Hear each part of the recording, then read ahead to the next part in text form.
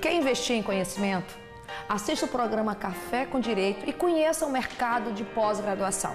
O que o mercado nos oferece e qual de fato é a sua necessidade para você oferecer ao cidadão direito de qualidade, a defesa e um excelente instrumento como advogado ou mesmo como doutrinador.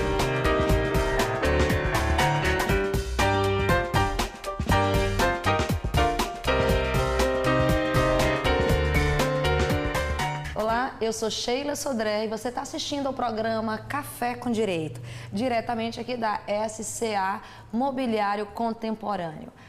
Direito é o nosso tema, mas para falar de direito temos que falar também um pouco sobre o mundo acadêmico, o que envolve o conhecimento jurídico. Isso não só na graduação, mas também já a nível de pós-graduação. Falar sobre esse tema, nada melhor do que uma pessoa que entende, né, aqui no nosso estado da Paraíba, que é uma sumidade no assunto, que é o meu professor e querido professor Manuel Alexandre Belo. Seja muito bem-vindo ao programa Café com Direito. Obrigado. Agradeço pelo convite e espero corresponder ao que se espera depois que você fez todo esse anúncio em relação à minha pessoa. Mas não tinha como não falar, porque assim, se eu for ler, eu brinco muito, se eu for ler o currículo dos meus convidados, eu acho que era só um bloco, né? E o seu não tem como não falar, né, do carinho que eu tenho, como foi meu professor, né, o que eu conheço na área de direito administrativo, eu aprendi com ele, como também tive a honra, né, de alguns meses ter recebido um livro que eu tive o prazer de ler e adoro, porque o tema me envolve e eu gosto muito, que é Política e Desenvolvimento, e ainda fui presenteada com mais 2 exemplares aqui de livros, né, que eu digo que a gente tem que valorizar a nossa prata da casa e no nosso estado nós temos bons doutrinadores. E o senhor é um deles e eu quero agradecer e parabenizá-lo e dizer que continue nessa luta, né, de escrever, de doutrinar, porque a nossa área necessita. Porque sair do lugar comum é algo que poucos têm coragem de escrever e pedir, né? E pedir e defender ideias que saiam do lugar comum. Então eu agradeço, né, aqui o presente, vou ler e quero depois discuti-lo em outro momento, porque temos o tema que a gente vai tentar falar de temas diversos e um dos que me chamou a atenção e há uma necessidade é exatamente esse campo da pós-graduação, né? Como o senhor tem um histórico assim, exemplar nessa área de brigar, de instituir, como anda esse mercado de pós-graduação? Isso a nível de Brasil e a nível local? Olha, aqui na Paraíba, especialmente, nós demos início a esse projeto de estimular a pós-graduação, digamos assim, quando eu terminei meu doutorado em 84 e voltei para a Universidade Federal da Paraíba. Nós começamos a lutar pela implantação do mestrado. Então conseguimos implantar o mestrado em Direito Econômico e daí posteriormente com o nosso grupo, que era um grupo muito coeso, que compreendia o professor Eduardo Rabenhost, a professora Maria Luísa, o professor Fredis Orlando Sorto, esse pessoal começou a desenvolver essas ideias iniciais, essas ideias que eu comecei a gerir, né, logo que eu voltei. E após a minha passagem pela coordenação da pós-graduação, então eles deram prosseguimento a esse trabalho.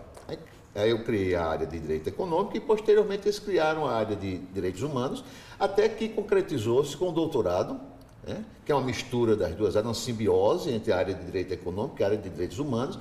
E aí nós temos já o doutorado em funcionamento e as primeiras teses vão ser defendidas agora no segundo semestre.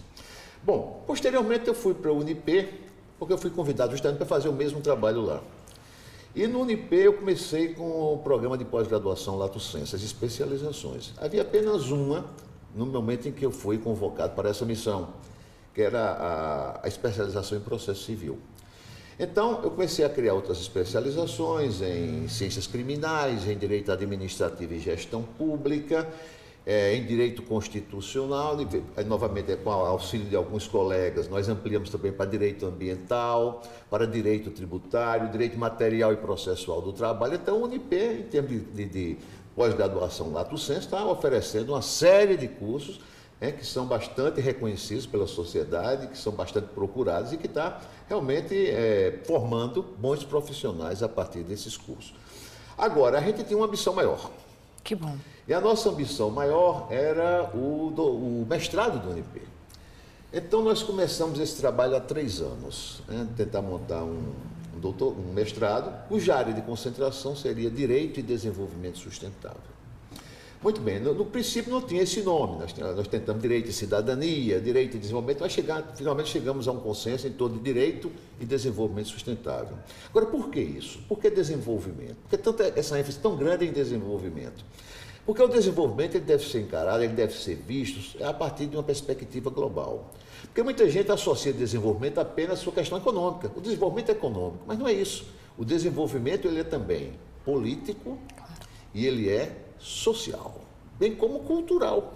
Então essas quatro coisas, desenvolvimento econômico, social, político e cultural, fazem parte de uma só noção. Agora, você pode metodologicamente separar isso aqui, mas quando se fala realmente em desenvolvimento, tem que ter em mente esse aspecto global.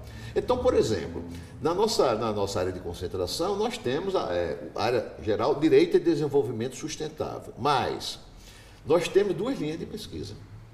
Uma linha de pesquisa voltada para o desenvolvimento sociopolítico sustentável.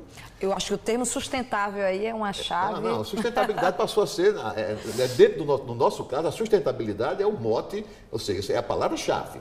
E a outra linha de pesquisa seria desenvolvimento e mercado sustentável. Então, nesse caso, nós vamos associar o desenvolvimento político-social com o desenvolvimento econômico. Aí aqui vai haver uma espécie de distribuição em relação às disciplinas que serão oferecidas. Então, por exemplo, nós teremos as disciplinas que serão fundamentais, então aí todos os alunos farão essas disciplinas. Teremos as disciplinas eletivas, em que o aluno escolhe, num elenco de 4 disciplinas, escolheria 2, digamos assim, e tem as disciplinas para cada linha de pesquisa. Então, essas aí são obrigatórias para cada aluno que escolheu a linha de pesquisa. Então, tem aquelas obrigatórias para todos, e tem aquelas que são obrigatórias, dependendo da linha de pesquisa que foi escolhida. Bom, então, na verdade, é uma estrutura complexa. Nós tivemos a aprovação desse projeto agora na comissão diária da CAPES. Evidentemente que se precisa ainda de uma homologação, que é feita pelo Conselho Técnico Científico, mas a homologação, se a comissão diária aprovou sem qualquer restrição, acredito que não teremos qualquer problema. E no dia 23 de agosto nós teremos o resultado final em relação a esse nosso projeto. Todos estamos esperando por isso. O senhor abriu comentando que já faz 3 anos essa tentativa. Qual foi o grande desafio para trazer aqui para o nosso estado, da Paraíba, carente, desse mestrado? Olha, a primeira coisa que eu acho óbvia, Sheila, é porque a palavra é desenvolvimento. Nós estamos numa região, dentro de um país subdesenvolvido, um país que alguns chamam de emergente, nós vivemos na região mais carente possível dentro desse país, subdesenvolvido. Então, ela é uma região mais subdesenvolvida que o próprio país. Então, nesse caso, eu acredito que um curso de mestrado voltado para políticas de desenvolvimento, principalmente se trata de desenvolvimento político e desenvolvimento econômico, vamos dar dizendo, desenvolvimento sociopolítico e desenvolvimento econômico, eu acredito que isso aqui é fundamental para o Nordeste como um todo. Claro. Na verdade, o desenvolvimento de um país não pode ser parcelado. Você não pode ter um país rico e um país pobre. O país tem que ter uma certa harmonia. Ou seja, o desenvolvimento tem que ser harmonioso, que alcance todas as regiões do país. E esse curso, ele foi implantado justamente encarando essa realidade, a realidade do Nordeste. Evidentemente que a gente tem que ter contatos com outros programas, inclusive o programa da Universidade Federal. O pessoal da Universidade Federal está nos auxiliando bastante. Nós temos 2 professores colaboradores da Universidade Federal. Então, há aqui um link interessante. Nós temos mais ou menos as mesmas preocupações, já que quando eu montei o da Federal, também já tinha essa preocupação naquela época. Então, o que é que acontece? Nós temos as mesmas preocupações, somos da mesma região. Então, por que não fazer uma cooperação mais estreita entre as 2 instituições? É isso que nós almejamos. Então, além dos professores que virão colaborar conosco aqui, nós desenvolveremos programas comuns, certo? E aí uma das coisas mais interessantes também que eu vejo aí sobre esse prisma é que, por exemplo, se o aluno ou o mestrando termina o curso dele lá no UNIP, ele fica mais fácil para ele pleitear o doutorado na UFPB. Claro. Então você teria aqui uma sequência. Ele faria a graduação, vamos dizer, no UNIP, digamos, faria a graduação no UNIP, faria alguma especialização, se for seu desejo, ou ele pode ir diretamente ao mestrado, e nada impede que depois ele vá pleitear o doutorado na federal. Então, sem sair da região. E aí, qual seria a outra grande vantagem que eu vejo? Você teria que a formação, né, de um técnico de alto nível, né, na área do direito, que também não é específica da área do direito, claro, porque, na verdade, é uma abertura para sociólogos, para cientistas políticos, para filósofos, etc. Então, nós teremos aqui uma gama de profissionais de alta qualidade voltados para a realidade local e regional. Então, é essa a vantagem que eu vejo em implantar um curso dessa natureza, com essa denominação, né, dentro da nossa região Nordeste, e especificamente no estado da Paraíba. O mercado, como eu vou voltar a falar, o nosso mercado é carente. Né? E quando você levantou muito bem aí essa questão de outra vantagem, seu próprio custo, já que você está aqui, é tudo local, onde a universidade, uma das suas preocupações, mão de obra. Onde encontrar essa mão de obra tão especializada para ir no mestrado? Conseguiu aqui no nosso próprio mercado? Não, nós conseguimos aqui porque o investimento tem sido feito há muito tempo. Olha, é planejamento a longo prazo. O UNP financiou, veja bem, o UNP financiou vários doutores que hoje fazem parte do quadro da instituição. Isso é um trabalho que remonta já a 5, 10 anos atrás. Então, muitos dos nossos professores foram formados em Coimbra. Outros foram formados em Valência, na Espanha. Os dois grandes convênios que nós tivemos foi com Valência e com Coimbra. Então, nós temos uma massa crítica muito boa. E essa massa crítica, quanto a esses trabalhos que foram feitos no exterior, eles sempre tiveram também uma preocupação com os assuntos do Brasil, com os assuntos locais. Então, no caso, o investimento já tem sido feito há longo tempo.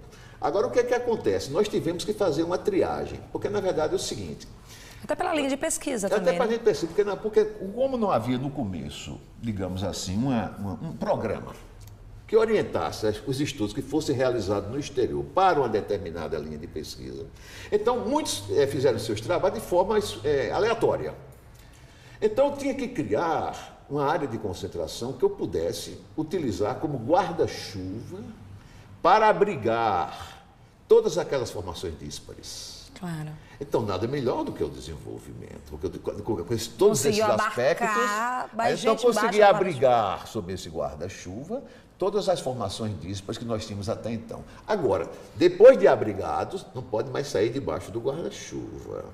O que significa dizer que a produção científica, se você recebeu aí, são as últimas publicações que nós fizemos, que a produção científica tem que ter aderência com as linhas de pesquisa. Claro. Então, a gente está tentando agora fazer essa junção também com a graduação. Por exemplo, você sabe que tem o TCC, o trabalho de conclusão de curso. Claro. Então, passei por isso. Esses professores que trabalham no mestrado, eles também trabalham na graduação. Então, se você é do mestrado, fazer o possível, se for escolhido como orientador, para orientar o seu estudante a trabalhar com as preocupações que hoje envolvem o mestrado. A mesma coisa com a especialização. Aí você vai criar um link importantíssimo entre graduação, especialização e mestrado, com linhas de pesquisa dominantes. Perfeito. Então, pelo menos uma parte dos TCCs agora deverá ser voltada para a questão do direito e do desenvolvimento sustentável. Mostrando mais uma vez que quando você tem a sintonia, ou quando você faz planejamento a longo prazo, as coisas ficam muito mais fáceis de serem conduzidas. Mas a gente vai falar mais sobre esse assunto, sobre esse mestrado, no próximo bloco. Já já a gente retorna com o programa Café com Direito.